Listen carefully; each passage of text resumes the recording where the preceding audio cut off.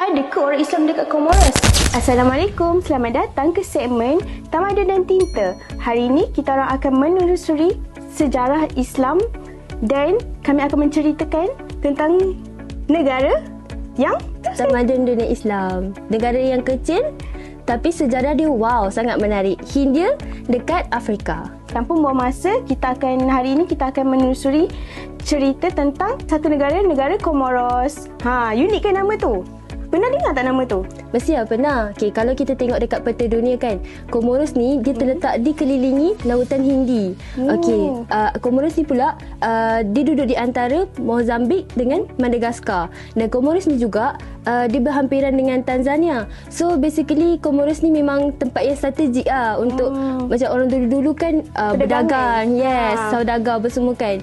So bila masuk perdagangan, saudagar semua ni, mestilah ada akan bermulanya cerita yang epik dekat negara tu. Cerita apa yang epik sangat tu?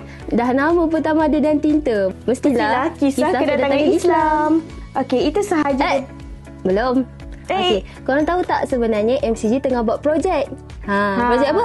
Projek pembangunan masjid di Anjuran Comoros. Nama masjid tu Masjid Al-Anwar. Bila masjid tahu jangan main-main. Cuba tengok poster ni. Tada! So, kepada korang yang ingin menyumbang, boleh klik link di bio. Ma'assalamah wa ilal liqa. Assalamualaikum.